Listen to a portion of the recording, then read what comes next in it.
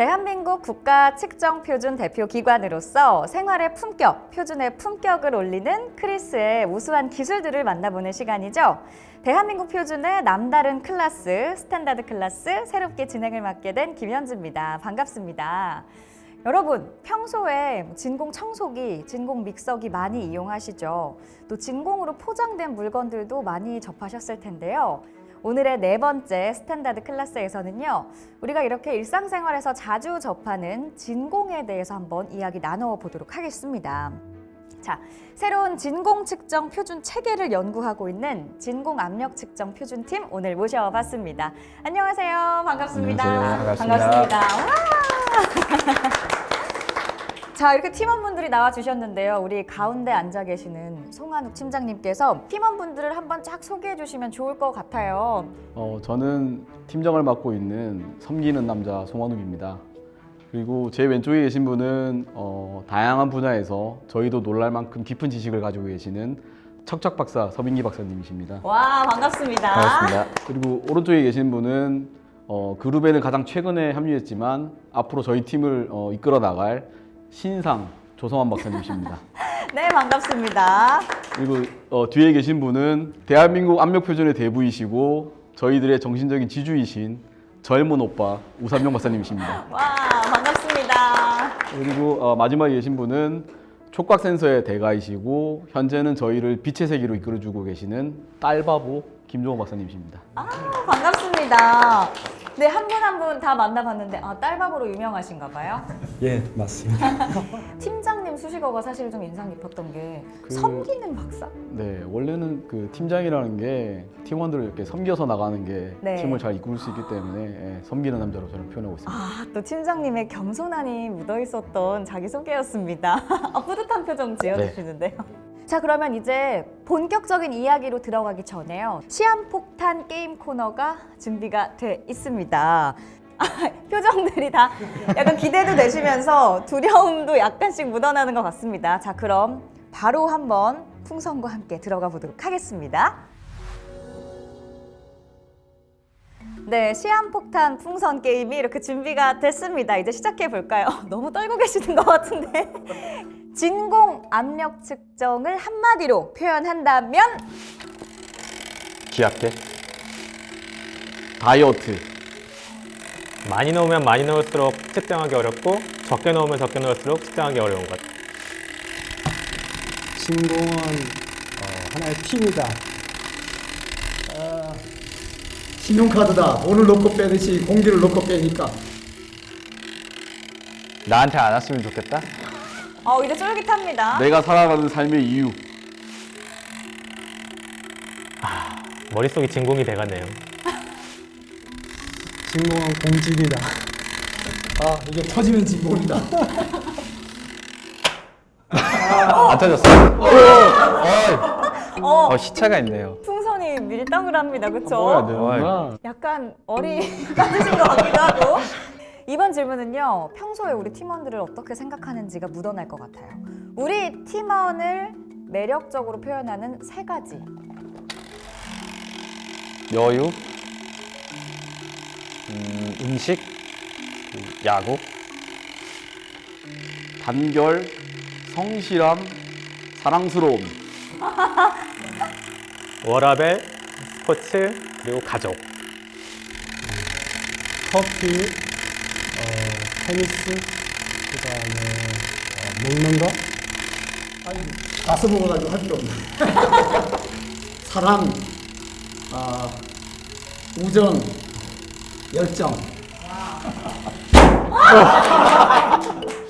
이쯤 되면 이쯤 되면 제가 구멍인데. 자리운이 안 좋네요. 시작을 다른 데서 해야 될 대신 것 같아요. 척척 박사님 저 믿으세요. 다음에는 제가 순서를 좀 바꿔서 세 번째 질문을 드리겠습니다.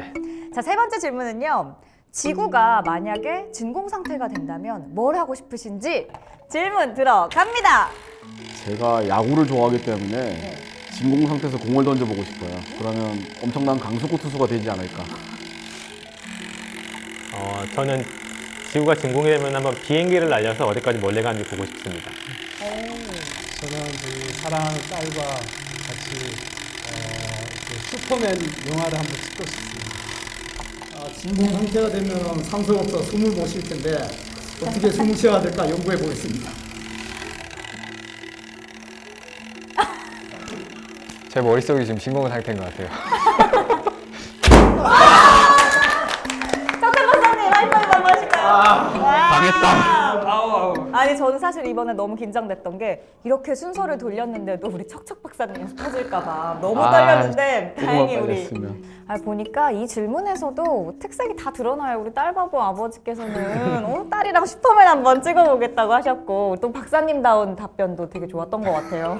그렇다면 공기가 없을 테니까 이러면서 그런 얘기도 와닿았고 이제 조금 더 본격적인 이야기, 깊은 이야기 나눠볼 텐데 자 그럼 한번 시작해 볼까요? 괜찮으신가요? 네. 네, 이제 본격적으로 진공 압력 측정 표준 팀과 이야기 더 나눠보도록 하겠습니다. 여기 보시면요, 진공 압력 측정 표준 팀의 연구에 대한 키워드 보드판이 준비가 되어 있는데 먼저 제 눈에 띄는 것은 저 첫 번째, 완벽한 진공은 없다라는 키워드거든요. 첫 시작은 우리 팀장님께 질문을 드려보고 싶습니다. 완벽한 진공은 없다라는 게 무슨 말인가요, 팀장님? 진공이라는 것은 사전적인 의미에서 봤을 때는 그 물질이 존재하지 않는다는 상태가 되는 것입니다. 한자로 봤을 때 참진자에 빌공자를 써서 완전히 비어 있다는 뜻이죠. 물질이 완전히 존재하지 않는 그런 상태를 절대진공이라고 부르게 되는데요. 근데 실제 자연계에서는 양자역학적으로 봤을 때 계속 입자가 생겨나기 때문에 이 완벽한 진공이라는 것은 만들 수가 없습니다. 그래서 일반적으로는 압력이라는 물리량을 이용해서 진공을 표현하게 됩니다. 그래서 압력이라는 것은 어떤 거냐면 단위 면적당 작용하는 힘을 나타내는 물리량이 되는 것인데요. 그런데 우리가 살아가는 이 대기 환경은 공기 분자가 존재하기 때문에 그 공기 분자가 미치는 대기압이라는 압력이 존재하게 됩니다. 대기압이라는 동전을 중심으로 봤을 때 증가하는 방향은 압력이 담당하게 되고요. 그 다음에 감소하는 방향은 진공이 담당하기 때문에 동전의 양면과 같다고 말씀드릴 수 있습니다. 아, 그렇군요. 오늘 또 새로운 사실을 알게 됩니다. 그런데 아무리 들어도 사실 아직 감이 충분하진 않거든요.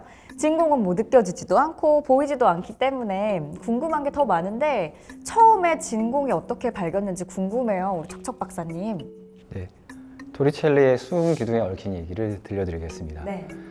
17세기에 유명한 이탈리아의 과학자 갈릴레오가 어느 날 편지를 받았는데 어떤 현상에 관해서 질문을 받은 겁니다. 그때 당시에도 이미 물을 펌프를 이용해서 퍼올리는 일을 했었고 근데 그 높이 차이가 10m를 넘어가면 물을 퍼올릴 수가 없는 겁니다.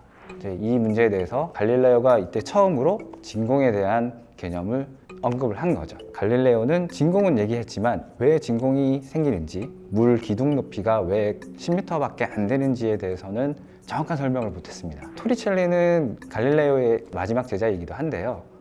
토리첼리는 이제 갈릴레오한테서 실험의 모티브를 얻어서 물 대신에 수은을 이용해서 수은 기둥을 세워서 수은 기둥 위에 생긴 공간이 진공이라는 걸 처음으로 보여준 사람입니다. 아, 그렇군요. 사실은 진공의 역사, 발견에 대해서는 생각을 해본 적이 없는데 오늘 전래동화 듣듯이 재밌는 얘기를 쫙 들은 것 같습니다. 근데 이렇게 진공이 발견되고 나서 과학기술에도 많은 발전을 미쳤을 것 같거든요. 특히 어떤 분야에 주로 도움이 됐는지 궁금합니다. 여기 키워드로는 팔방미인이 있는데 가장 간단히 이제 저희가 생각할 수 있는 거는 캔이 있는데 실제 캔을 만들 때 캔의 보존성을 높이기 위해서는 안에 있는 공기를 좀 빼므로써 안에 있는 음식물을 상하게 수 있는 이제 세균들을 좀 줄이는 역할을 하고요. 그리고 그 외에 비행기를 타시면 알 텐데 비행기를 탈 때 보면은 비행기 안에 있는 문은 안에서 밖으로 닫게 돼 있거든요. 그 이유는 비행기가 이제 어느 정도 고도로 올라가게 되면은 바깥쪽이 안쪽보다 기압이 낮기 때문에 항상 문은 안쪽에서 압력을 받아서 바깥쪽으로 힘을 받게 되어 있습니다. 그러면 안에 있는 사람이 열 수가 없기 때문에 그거를 이용해 가지고 안에 있는 사람들이 함부로 문을 못 열게 하기 위해서 문은 이제 안쪽에서 바깥쪽으로 힘을 받도록 설계가 되어 있는 것도 일종의 진공을 이용한 기술이라고 할 수 있습니다. 박사님 얘기를 듣다 보니까 그 압력차 하니까 제가 또 생각난 이야기가 있어요. 제가 얼마 전에 들었는데 그 누리호 발사될 때 보니까 우주선이 이렇게 원기둥인 모양도 그 압력차 때문이라고 하더라고요. 다각형일 경우에는 이게 찌그러질 수 있기 때문에 우주선도 원기둥이다 이런 말을 들은 적이 있는데 예, 안전한 구조물이 되려면 원형이 돼야만 가장 안전한데 실질적으로 올릴 때는 보통 대기압 상황에서는 약간 타원형으로 올립니다. 그러다가 바깥 우주로 올라가게 되면은 이제 그게 원형으로 바뀌게 됩니다. 그래서 가장 안전한 구조가 되게 비행기 동체도 그러고요. 이런 우주선도 다 그렇게 만들죠. 그래서 제가 마침 딱 그 생각이 났네요. 그럼 오늘 딱 탈방민 키워드 짚어주셨는데 사실 요즘에 또 유행하는 단어가 있거든요. 여러 분야에 이렇게 도움이 된다라고 할 때 너는 나의 봄날의 햇살이야 이렇게 얘기를 많이 하는데 또 추가적으로 어떤 게 있을까요? 예, 봄날 햇살이라는 게 결국엔 우리 눈에는 너무 일상적이어서 잘 느껴지진 않지만 항상 도움이 되는 기술을 생각을 할 수 있는데요. 로켓해가 나가는 환경은 말씀하신 대로 아까 극고진공이기 때문에 저희가 있는 일반 환경에서는 테스트할 수 없는 경우가 많이 있습니다. 그러면 이제 그런 환경을 테스트하기 위해서 저희가 고진공 환경을 만들어 놓고 그 안에서 인공위성 같은 부품들을 테스트하기도 하고요. 그 외에도 또 고진공 환경이 필요한 것은 반도체 장비 같은 곳에서 보면은 순수한 물질을 만들거나 아니면 순수한 공정을 이용하기 위해서는 그 공정을 해칠 수 있는 다른 기차라든가 물질들을 없애야 되는데 그런 공정을 위해서는 저희가 고진공 환경을 만들어 가지고 다른 불순물들이 들어오지 않도록 하는 역할을 하게 됩니다. 들을수록 재밌네요. 지금까지 진공에 대해서 좀 얘기를 나눠봤다면 이제는 좀 더 깊이 들어가서 진공 표준에 대해서 이야기 나눠보면 어떨까 싶은데요. 여기서 진공 표준을 나타낼 수 있는 키워드는 뭐가 있을까요? 예, 틀린 그림 찾기가 되겠습니다. 궁금한데요? 예, 틀린 그림은 뭐 맞는 그림 가운데 틀린 걸 찾는 것이 되겠죠. 네. 마찬가지로 우리가 아까 전에 얘기한 것처럼 반도체나 이런 데 많은 첨단 기술부터 시작해서 다양한 분야에 쓰이기 때문에 그 진공을 정확하게 측정하는 그런 표준은 매우 중요하다고 할 수 있습니다. 그리고 이런 진공 표준기들은 여러 가지 다양한 진공 게이지들을 교정할 수 있어야 됩니다. 왜냐하면은 진공 게이지들은 아까 말씀드린 다양한 산업에서 다양하게 쓰이고 있기 때문에 이 계측기들이 올바르게 쓰이지 않으면은 생산이 품질이 저하되고 그런 일이 생기죠. 산업에 굉장히 지장을 초래하게 되죠. 그래서 국가마다 이런 진공을 제대로 측정할 수 있는 표준 연구를 하고 있습니다. 우리도 그 중에 하나고요. 그래서 그에 관련한 뭐 저진공, 중진공, 고진공 이런 표준기들을 많이 만들어요. 그래서 이렇게 만들어 놓으면은 이 만든 표준기를 가지고 계측기들을 교정을 하고 이것이 잘 교정이 돼 있으면은 이제 전 세계 시장에서 팔 수 있는 물건을 만들 수 있게 되는 것이죠. 이것들이 서로 일치해야 되겠죠. 나라마다.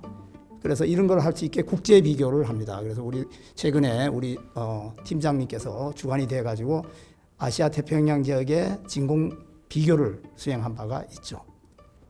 기준을 어떤 확립하는 중요한 역할을 해주시고 계신데 들을수록 재밌어서 제가 살짝 봤거든요. 이야기 들으면서 키워드 몇 개 남았나 봤더니 아쉽게도 이게 2개 남았어요. 근데 보니까 웁스? 이것도 굉장히 눈에 들어오는데 이제 설명 부탁드릴게요. 웁스라고 제일 처음에는 지었는데 사실은 이제 우삼영 박사님께서 온커밍 옵티컬 프레셔 스탠다드라 해서 다가올 광 기반 진공 표준기란 뜻입니다. 저희의 그 새로운 그런 진공 표준기인데 지금까지 수은 기반으로 한 그 진공 표준기가 있었어요.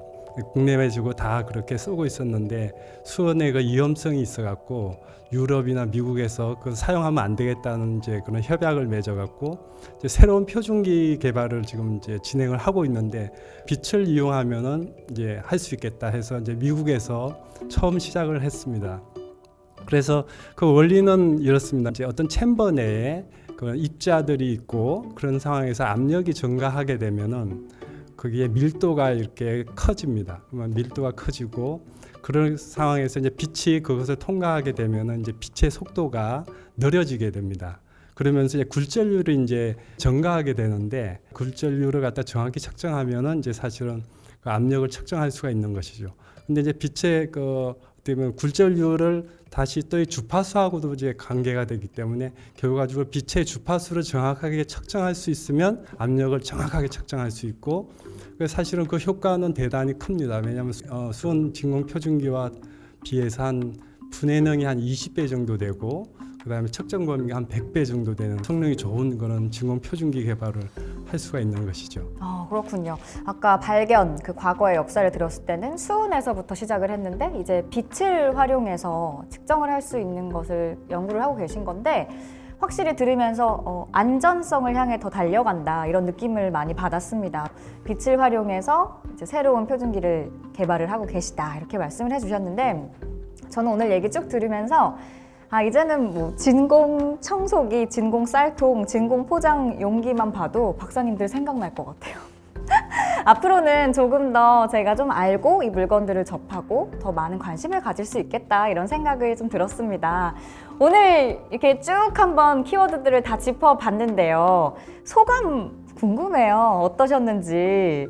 좀 반성을 많이 했습니다. 왜냐하면 그간 이제 제가 이 분야를 연구하면서 이렇게 앞으로만 나가고 이렇게 높이만 갈 생각을 했었지 제가 연구하는 분야를 주변 사람들에게 이해시키는 거에 대해서 좀 부족했던 것 같거든요. 사실 저희 집에서만 봐도 일단 중학생인 아이들은 들을 생각을 아예 안 하고요. 거의 그렇죠. 고3인 아이에게 설명을 하면 아빠는 왜 이렇게 지루한 거를 연구하냐고 얘기를 많이 들었어요. 근데 사실 이걸 준비하면서 이제 아이들에게 설명을 하다 보니까 조금 더 쉽게 설명할 수 있고 이 분야를 모르는 분들에게도 이 분야를 좀 친숙하게 해줄 수 있는 그런 계기가 돼서 되게 좋았던 것 같고요. 저도 이제 모르는 진공에 대한 매력을 저도 느낄 수 있어서 앞으로 제 연구 인생 하반기에도 많은 도움이 될 것 같습니다. 저희 목표는 빠른 시일 내에 미국을 따라잡아서 저희가 전 세계에서 뭐 웁스나 혹은 진공 표준이라 그러면 한국의 크리스라는 소리를 들을 수 있게 하는 것이 저희 목표입니다. 저는 믿어 의심치 않습니다. 진공 표준하면 어디다? 크리스입니다. 크리스죠, 여러분. 크리스. 머지않아 그렇게 될 거라고 정말 확신하고요. 또 오늘을 통해서 저뿐만 아니라 시청해주시는 모든 분들도 진공에 대해서 조금 더 관심이 분명히 생겼을 거라고 믿습니다. 아마도 이 기존에 있던 체계를 좀 대신해서 새로운 세계를 구축한다는 게 어려운 일이잖아요. 쉬운 일만은 아닐 텐데 앞으로 진공 압력 측정 표준팀의 미래를 더욱더 기대하도록 하겠고요. 말씀해주셨던 이 광기반 진공 표준 체계 구축을 기원하면서 오늘의 스탠다드 클래스 마무리하도록 하겠습니다. 오늘 좋은 말씀 나눠주셔서 감사합니다. 감사합니다. 감사합니다.